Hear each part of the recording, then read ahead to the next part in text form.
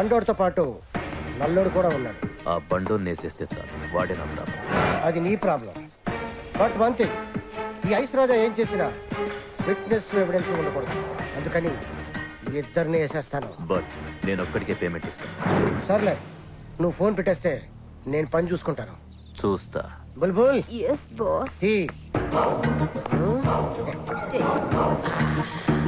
ఇంకొకటి.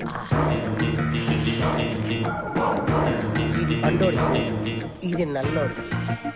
కరిగిపోకముందే విసిరేది బాస్.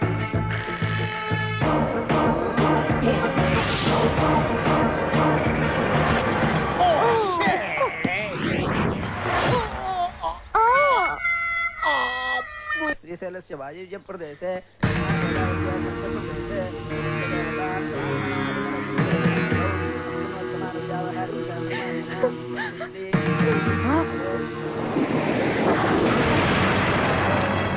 కృష్ణ, ఏమైపోయావురా? ఎక్కడికి వెళ్ళిపోయావు? ఏమిటమ్మా ఇది? నేను ఇంకా చావలేదే, జస్ట్ సూసైడ్ చేసుకుందామని వెళ్ళానంతే. నువ్వు సూసైడ్ చేసుకోవడాకెళ్ళినా యాసిడ్ తాగడాకెళ్ళినా నా మాట కాదని ఇంట్లోంచి ఎప్పుడు వెళ్ళిపోయావో అప్పుడే నా దృష్టిలో నువ్వు చచ్చిపోయినట్టు. వెళ్ళిపో. ఏమిటి నాన్నగారు మీ చాదస్తం? ఇప్పుడు నేనేం చేశానని? ప్రేమించాను, తప్ప? తప్పు నీది కాదురా, నాది. ఈ అగ్రహారంలో నిన్ను నన్ను మించిన పండితుడిని చేశాను చూడు, అదిరా నా తప్పు. హైదరాబాద్ లో వార్డు మెంబర్ దగ్గర నుంచి పార్లమెంట్ మెంబర్ దాకా పూజ చేయాలంటే కృష్ణశాస్త్రి కావాలి అనుకునేలా చేశానే, అదిరా నా తప్పు. నీ గురించి ఏం ఆలోచించినా 190 సార్లు ఆలోచిస్తానే, అదిరా నా తప్పు. ఏ తండ్రి ఏ కొడుక్కి చేయనంత చేశానురా నీకు. అంతా మీరే చేశారు,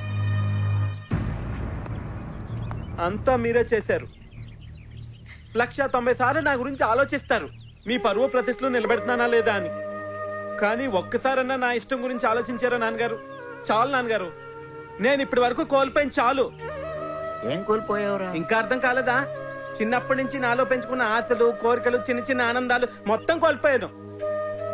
చిన్నప్పుడు ఇంగ్లీష్ మీడియం స్కూల్లో చేరతా అంటే వేద పాఠశాలలో చేర్పించారు.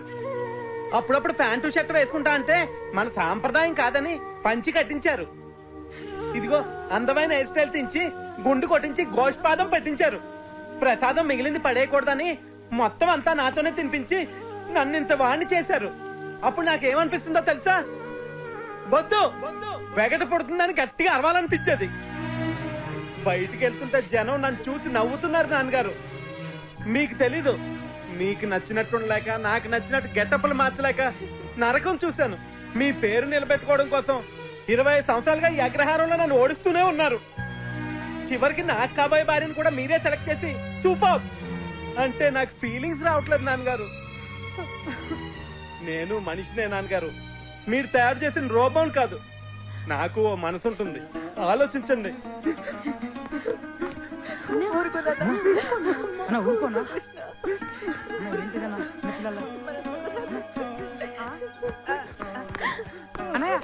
నువ్వు ఇచ్చిన పర్ఫార్మెన్స్ కి మీ నాన్న హట్ అయినట్టాడు.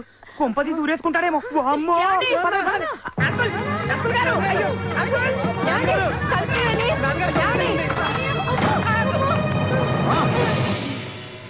జీవితం అంటే బొమ్మలాట కాదు, ఇది బొమ్మరిల్లు కాదు, ఓంకార శాస్త్రి ఇల్లు. ఇక్కడ ఉప్పు కారం తప్ప తప్పు చేసినోడి పట్ల మమకారం ఉండదు. ఇదేనా మీ చివరి నిర్ణయం నాన్నగారు?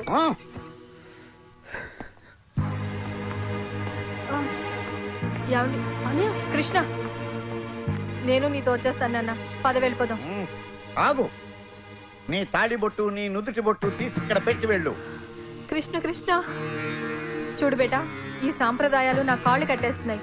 బొట్టు తాలిబొట్టు లేకుండా నేను అస్సలు బాగుండను. తల్లిగా నిన్ను ఆశీర్వదిస్తున్నాను. నువ్వు ప్రేమించిన అమ్మాయిని పెళ్లి చేసుకుని 100 ఏళ్లు సుఖంగా ఉండు. మావయ్య, బావని ఇంట్లోంచి పంపొద్దు. తను ప్రేమించిన అమ్మాయితోనే. మీరెవరి నిర్ణయాలు వాళ్ళు తీసుకుంటే నేనెందుకు ఇక్కడ? ఎందుకున్నావు ఎవరికి తెలుసు. బావా అది అన్నయ్య, ప్రేమే లేని ఇంట్లో నువ్వు ఉండాల్సిన అవసరమే లేదు. ఒక ప్రేమికుని బాధ ఇంకో ప్రేమికునికే తెలుస్తుంది. నీకు నేనున్నాను, నాతో రా. అమ్మా వెళ్ళిరా నాన్న. వేదం బాయిరా. బ్రో బ్రో బ్రో బ్రో, నీకు ఫుల్ ఫ్రీడమ్ వచ్చింది. ఇకపై ఇలాంటి టార్చర్ అని ఏమి ఉండవు. నీ లైఫ్ లో ఎంజాయ్మెంట్. Go proceed. అసలు ఈ తండ్రులంతా ఇంతేనా? కనీసం కొడుకన్న జాలి కూడా లేకుండా ఇలా బయటికి ఏంటేస్తాడా? ఇంకా నువ్వు ఆయన గురించి ఆలోచిస్తున్నావా? ఎప్పుడైతే నీ ఫోటోకు దండేశాడో అప్పుడే ఆయన నా దృష్టిలో చచ్చిపోయాడు. అసలు అమ్మా! ఏంటన్నా అలా కొట్టావు? సారీ, మా నాన్నగారిని ఏమనుకో, నాకు చాలా కోపం వస్తుంది. అయ్యన్నా, నా ఉద్దేశం ఏంటంటే ఇక నుంచి నీకు నేను ఉన్నాను అని. అయినా నీకెందుకు అనవసరంగా భారం? నా దారి నేను చూసుకుంటానులే. అన్నా వారమా? ఎంత మాట అన్నావన్నా? అంటే నేను నిన్ను పోషించలేను, నీ లవ్ కు నేను సపోర్ట్ చేయను, ఎటువంటి హెల్ప్ చేయలేను అనుకుంటున్నావా? అసలు నా రేంజ్ ఏంటో తెలుసా? ఏంటట?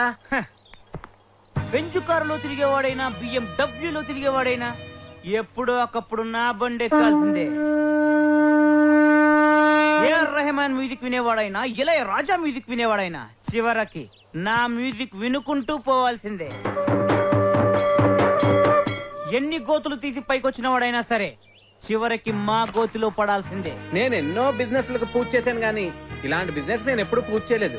ఇలాంటిది ఒకటి ఉంటుందని నేను వినేలేదు. వింటమేంటన్నయ్యా, డైరెక్ట్ గా చూపిస్తాను రానా.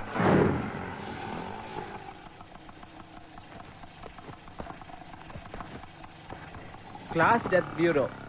ఈ డెత్ బ్యూరో ఏంటి కొత్తగా? ఏం లేదన్నయ్య, ఎవరింట్లోనైనా శవం లేస్తే ఆ శవాన్ని సాగనంపడానికి అన్ని ఏర్పాట్లు మేము చేస్తాం. ఓదార్చడానికి మనుషుల దగ్గర నుంచి పిండాలు తినడానికి కాకులను కూడా మేమే సప్లై చేస్తాం.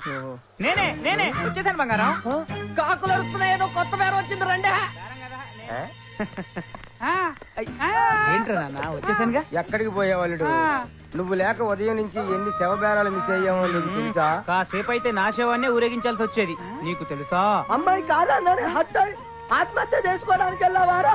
కాదురా, సూసైడ్ చేసుకోవడానికి వెళ్ళాను. తిరిగి వచ్చావే? ఏయ్, వెళ్ళావు కదా, మళ్ళీ ఎలా వచ్చావు అని. అసలు ఏం జరిగిందంటే round round round up.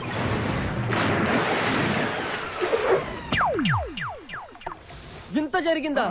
Thanks అన్న. థ్యాంక్ యూ, మంచి టైమింగ్ లో దూకి మా వాడిని కాపాడినందుకు. అన్న పేరేంటి? కృష్ణ శాస్త్రి. శాస్త్రా, మంచి పని చేసేవాళ్ళు. ఇంతవరకు మన గ్రూప్ లో పంతులు గారే లేరనుకున్నాను. ఇప్పుడు ఆయన్ని కూడా తీసుకొచ్చావు. ఇక్కడ నుంచి టోటల్ ప్యాకేజీ మాట్లాడుకోవచ్చు. ఇంతకీ వీళ్ళంతా ఎవరు? సారీ అన్నయ్య, పరిచయం చేయలేదు కదా. వీడి పేరు పుత్రుణ్ణి. ఆ సినిమా చూసినప్పటి నుంచి ఇలా తయారైపోయాడు. జీవితంలో వైరాగ్యం చెంది మాతో చేరాడు. శవాల దగ్గర భగవద్గీత చదువుతాడు. ఈ ఒక్క డైలాగే వాడి గీతలో నేర్చుకుంది. వీడి పేరు ధనరాజ్. చూడటానికి శవంలా ఉంటాడని శవరాజ్ అని ముద్దుగా చెప్పింది చాలు. శవం లేచిన దగ్గర నుంచి శ్మశానంలో కప్పెట్టే వరకు సంగీత్ కచేరీ మొత్తం మనదే. This is my instrument. ఎక్కువ ఊదకు, ఊపిరి ఆగిపోతే. వీడు సన్నాసి. శవాల సైజుల ప్రకారం కరెక్ట్ కొలతలతో పాడెకట్టి గొయ్యి తీసి పాతి పెట్టడంలో వీడు ఎక్స్పర్ట్. కానీ మాటలు రావు. వీడికి ఇది ఒక్కటే వచ్చు, ఎందుకో రెగ్యులర్ గా వాడుతుంటాడు. అల్లుడు వస్తున్నా. వీడి పేరు భైరవ, మా అందరికి పెద్ద దిక్కు. శవాల దగ్గర మనుషుల సప్లై దగ్గర నుంచి పిండాలు తినడానికి కాకుల్ని కూడా దగ్గరుండి సప్లై చేస్తాడు. This is my team. How is it? అందరి పేర్లు చెప్పావు, మరి నీ పేరు చెప్పలేదేంటి? క్లాస్. క్లాసా? అదేంటి?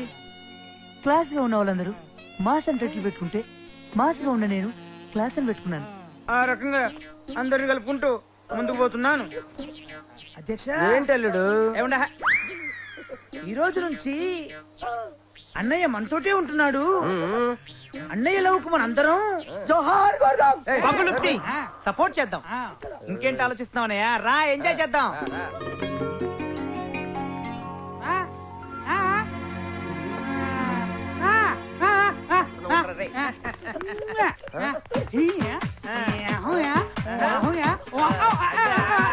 వీడేంటి ఇలా విచిత్రంగా మెలకలు తిరుగుతున్నాడు? వాడు ఏమంటున్నాడంటే నీ మూడ్ చేంజ్ చేయడానికి, నిన్ను ఎంటర్టైన్ చేయడానికి ఒక మంచి మసాలా సాంగ్ ఇద్దాం అంటున్నాడు. పండోడితో పాటు నల్లోడు కూడా ఉన్నాడు. ఆ బండోని నేసేస్తే చాలు, వాడే నా ప్రాబ్లం. అది నీ ప్రాబ్లం. బట్ వన్ థింగ్, ఈ ఐస్ రాజా ఏం చేసినా విట్నెస్ ఎవిడెన్స్ ఉండకూడదు. అందుకని ఇద్దరిని వేసేస్తాను. బట్ నేను ఒక్కడికే పేమెంట్ ఇస్తాను. సర్లే, నువ్వు ఫోన్ పెట్టేస్తే నేను పని చూసుకుంటాను. చూస్తా. బుల్బుల్. Yes boss. ఇంకొకటి. ఇది బండోడి, ఇది నల్లోడి. కరిగిపోకముందే విసిరేది బాస్.